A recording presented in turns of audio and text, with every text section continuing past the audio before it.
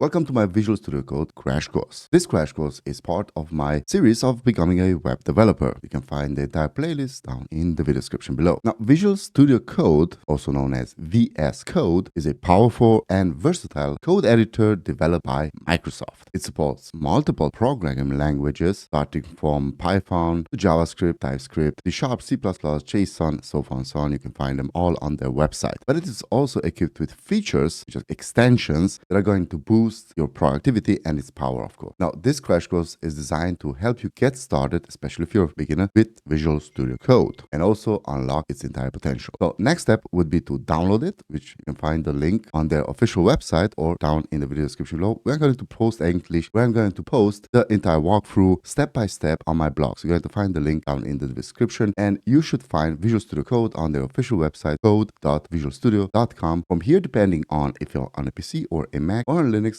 this little download for Windows will change to Mac or Linux. Now, I'm not going to go through the downloading process, which click it and save it somewhere, and through the installation process, pretty much straightforward. I also have a dedicated video down in my series, as I already mentioned. So check out the series if you have any kind of problems in your installation process. But with this being said, let's just open up Visual Studio Code after we found it. So two things. This is Visual Studio Code. And second, I'm going to remove my face because it's just going to annoy us in my presentation. So let's get started with Visual Studio Code. This right here is Visual Studio Code. I'm going to explain a couple of things. So up here you have file, edit, selections, view, go, so far and so on. You also have here a search bar. This is a bit different for this search bar, and this way you're going to split up, open different parts of Visual Studio Code. Now on the left side we have here what is called the activity bar. As default, you're going to see explore, search, source control, debugging, especially if you're running Python, and the extension. This is the most important one, the extension tab. Now also down here you can create an account, link it up to Visual Studio Code. It's going to help you sync up Visual Studio Code on different workspaces. And down here you're going to have manage this. I'm going to show you what this actually does just in a couple of seconds. Now if you click on any one of these, you're going to open up something called the sidebar. For example, click on explore, where you're going to see all your files and folders and the entire folder structure or project structure that it's opened or you're currently working in. Now to the right side we have the editing area. This is where you're going to edit your code, open multiple windows, also help you run your debug, and of course it supports multiple tabs. I'm going to show you how you can open multiple tabs a bit later on in this presentation. We also have the status bar down to the bottom. This displays information about multiple projects, such as select programming languages will be displayed down here. Also, you're going to see if you have any kind of servers running. Now, maybe on your first installation, you're not going to see this little fellow, but I'm going to talk about it just in a couple of seconds. This shows you if your server is running or not, because Visual Studio Code has the ability to have a dedicated server via a extension. More on that later on. And last but not least, the command palette, which you cannot see right now, but in order to open it, you just have to hold down the left control, then shift, and then P. It is for Windows. For Mac is going to be Command, Shift, and P. Now, this is just a quick way to access all of the features, configuring snippets, git clone, and so forth and so on. All right, next up, this was the interface overview. So we're done with this. Next up, let's set up your environment. Now, when you want to open a file or folder, you go to File up here, Open File, Open Folder, Open Workspaces, Open Recent, to show you all of the recent projects that you worked on. Now, I'm going to do something that you shouldn't do, and that is I'm going to create a folder on my desktop. Visual Studio Code cannot run, or at least the live server later on cannot run just files when you create them here. You need to create them in a folder. So I'm just going to create here a quick folder, call it code, doesn't matter what you call it. Now you can open this folder by clicking on open folder, search for your folder on desktop, or just take it, drag and drop it into the editing area. This will open up the specific folder that you just dropped in. It's just a welcome page. You can close this one up. Now you can see here it states code, meaning that you are in your folder. Now how can we create a new file? We can click here on new file, or you can click here on new folder. It's going to create a new folder, refresh the Explorer, and collapse the folder structure. So let's start out by creating a new file. I'm going to click either here, or just right click new file, or just double click here, which is going to create a new file. Now this new file does not have any kind of name or extension. So if I want to create an HTML file, for example index, let's go to index.html, hit enter. You're also going to see that's automatically recognizing the extension and is adding to it the corresponding icon. Also, if I want to create a new file, I'm going to click now on this little fellow, plus file, and let's call this a main.js, the JavaScript file. It's recognized as a JavaScript file. And last but not least, let's also create a style.css file, which is going to be recognized as a CSS file, cascading style sheets, which is what CSS stands for. Now let's talk about extensions. Visual Studio Code, when you're first installing it, will come with 0 extensions. Now some extensions that are essential for you, I will discuss them, especially for web developers, or exactly for web developers. I will discuss them in my previous video. I'm not going to go over them because it's specific for web developers. You can check out that video, as I said, in my web development series. But a couple of common extensions that everyone needs will be Prettier and Live Server. So if you click here on the left side with the extensions, don't worry, you didn't close out the Explorer, all the Explorer sidebar, you just switch them. Okay, so if I click here once more, it will reappear, and here is where your extensions are. But these are installed extensions and recommended extensions. Up here in the search bar, you can search for any kind of extension.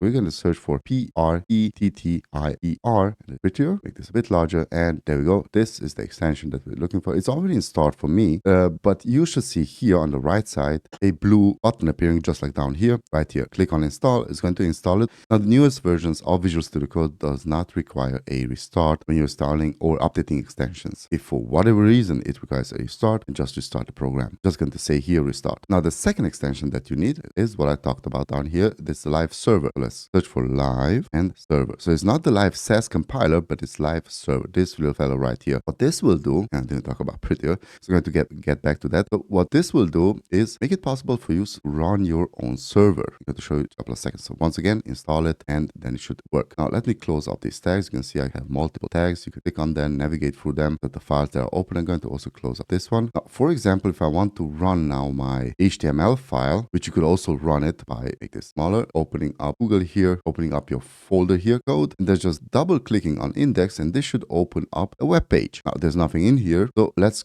write something. Once again, back into Visual Studio Code, I'm going to hold down Shift exclamation mark and open up a doc tag, and within here, between the two body tags, I'm going to write a H1, and within those two H1 tags, I'm going to write hello world, of course. Hit save, Control S, or up here file and save. And now you also see down here, the programming language that I'm in is displayed. If I switch to my JavaScript file, it's going to say JavaScript. I switch to my CSS file, it's going to say CSS. So let's go back to our index.html file, right click and open with Live Server, or just click down here, go live. But you need to be in your index.html file. So this just opened up our file and also served it to the internet, well, on our local host, which is the port 127.0.0.1. That's the IP address. Then the port 5500 and 01 for me because it's always using another port. Usually it's 5500. Then / you can see here the file and the type that is opened. And if I change now something, there's a huge difference. So I'm going to drag and drop this to the right side and the code editor to the left side. Make this a bit smaller. If I change something in hello world, I'm going to add an exclamation mark. Hit save. That is going to automatically refresh. Now the difference is if I wouldn't have Live Server running, any changes that I make to my code, I would need to refresh the page itself. As you can see here, I had to click on refresh in order for this to work. Now, if I add here a paragraph tag of lorem ipsum, hit save, in the opened file, so the file that I just opened through the Explorer, no changes were made. But if I take a look here in my server, the changes already appear just that I hit save. If I go back to this file, I need to hit refresh, reload the page, and that is when the file refreshes itself. And the content that I just changed also changed on the web. Now, this is not on the web. Currently, it's just on your desktop. Now, let's go back to Prettier because I promise I'm going to tell you what this does. Prettier. Now, if you wouldn't have this installed, each time you hit save, the code would look something like this. Let's say I'm going to create here a div, which is going to contain a paragraph tag, which is going to contain a small tag, and with some lorem ipsum in it. Now, what indentation, so-called indentation does, or you should do, is this paragraph tag, this div contains a paragraph tag, then you should move down this small tag, and it should look like this. So I'm going to go back. So let's move this one up here. If I hit now save, Prettier is going to do this for me. Moved it down. You can see. I add here, for example, multiple paragraph tags, lorem. You see that the p tag, the closing p tag, is to the right of the opening p tag. This shouldn't be. So I'm going to hit save. I'm going to push it down. So this is what Prettier does. It makes your code prettier. Now, it doesn't matter which programming language you use, always going to rearrange your code according to the indentation rules. Okay, that's it for extensions. There are multiple extensions depending on in what coding language you're working. If you're working in web development using JavaScript, you're using React, you're using GitLens, and so on and so on, definitely check out my previous video on setting up Visual Studio Code for web development. Now, let's change a couple of settings. I'm going to close up now web page, make this larger again, click on extensions. This is going to close up extension tag. Also, by the way, a quick tip, this tab right here, the editor tab, not the editor tab, the sidebar can be opened and closed by holding down Control or Command on a Mac and then B. Okay? The last one that was open is going to open and close. If I open the Explorer, open and close it by hitting Control B, okay? Or Command B. Now, let's do a couple of settings here. Let's set up Visual Studio Code for your preferences. So we're going to go to File, of course, Preferences down here, and then Settings. We can just open up Settings, open it up, close it up again by holding down Control+.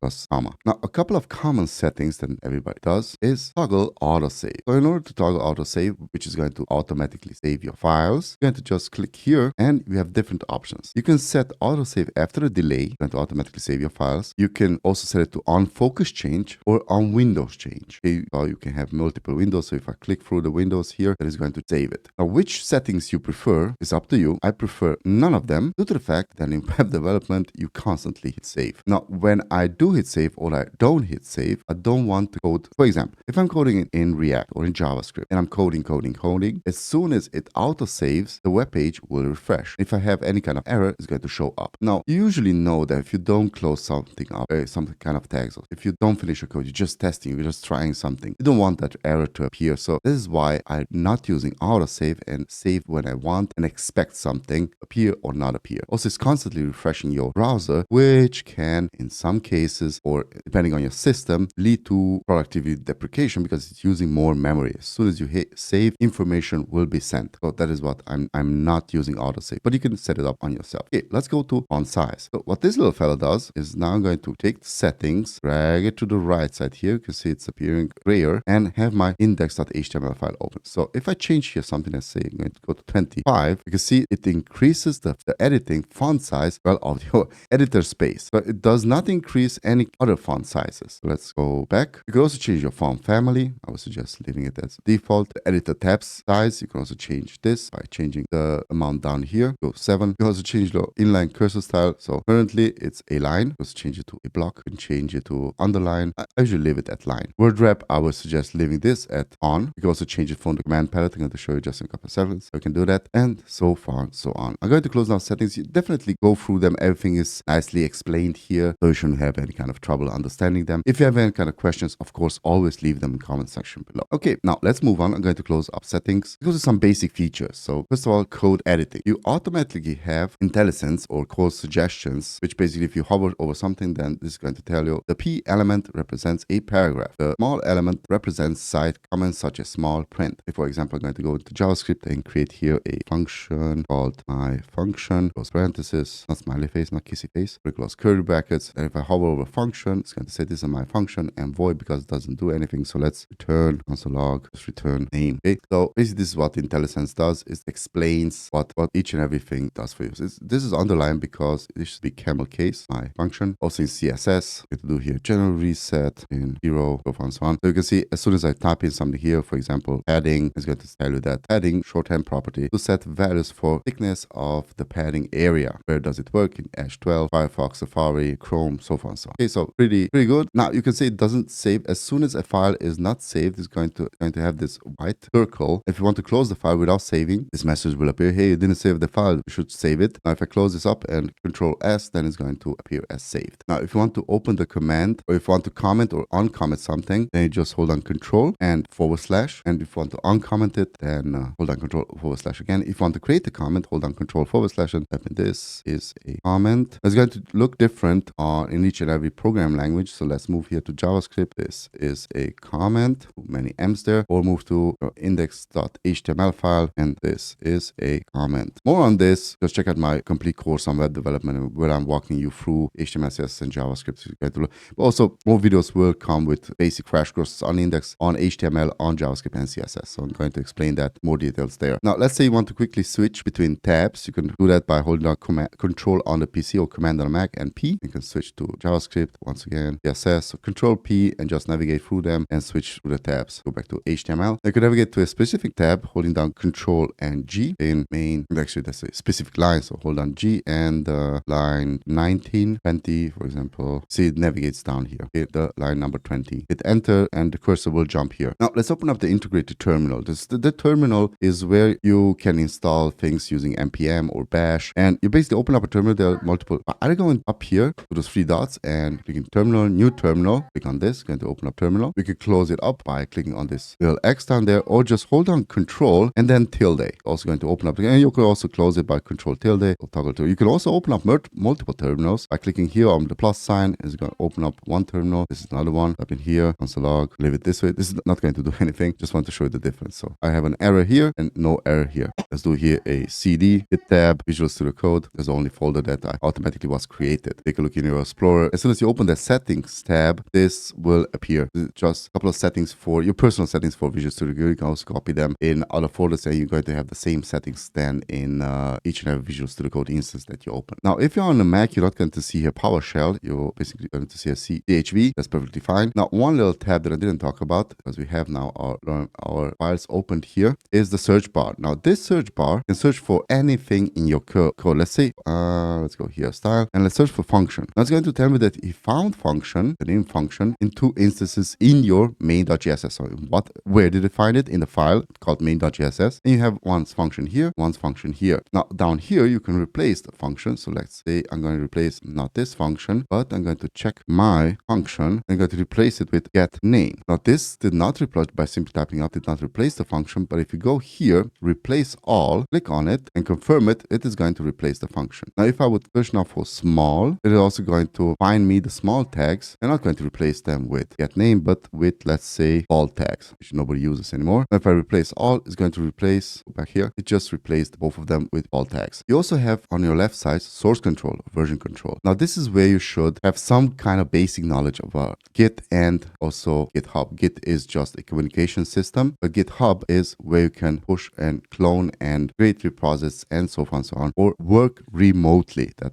is what GitHub does using Git. Git is a source control program, and GitHub is it's a hub for depositing your code. So if you want to initialize a repository, click on initialize repository. It's going to initiate it. You always need to have a comment message. So my first repo. Now you can commit it. Now this is going to ask you to stage the yes. Now, this is going to break for you, especially if you don't have a GitHub account. Now you could just push it, but you would need to have a branch somewhere. So if I do this, this is already linked up to my GitHub account. Don't have a GitHub account. If you don't know how GitHub works, Git and GitHub, then definitely check out my course down in the description on Git and GitHub. If not, I'm also going to create a small little Git and GitHub crash course where I'm going to show you the basics. So this won't appear for you if you don't have Git or GitHub installed. So just know that you have the possibility to always communicate with other people, with your source code, wherever you are on the world, as long as you have Visual Studio Code and internet, of course. So let's move on from here. A couple of customization. A user, stop it, just hit escape there. I told you about this bottom bar here. Now from here, you can also do a couple of things. You can also open up your command palette, you see here. Then you can also go to settings, extensions. It's going to open up all of your extensions. Click on settings, open up your settings. But you can also change your themes from here. So you can change color themes, file icon themes. Let's have our icons open up here. So if I go through themes, icon themes, file icon themes. So start just hitting the keys down and up. You can see those changing. Now I usually leave it at default, so I'm not going to change them. Just search a couple that are optimized for you, optimal for you. And you can also, let's go back here, manage, click on it, themes and color themes, and just scroll through them. So what you want to do is this is going to burn out your eyes if you're coding, or even this. But if you go down, you can see there are a lot of dark themes. So these are the default themes from Visual Studio Code, and these are a couple of GitHub themes. Then you can have your material themes. By the way, you can also search for themes here in the extension tab, themes, and you should see a VS Code themes, and you're going to find also themes extension from there. So choose the theme that you like. I usually leave it at default because what I do is teach web development, so I want everyone to have the feeling that, ooh, this is not fancy, but it's familiar. So most of you will focus on the code itself and not on my themes. Now you can also customize your keyboard shortcuts. So let's go here to manage once more and click on keyboard shortcuts. And as you can see here, you're going to have your keys. Just change them, edit them, and also you can learn from here all of the extensions. Copy, cut.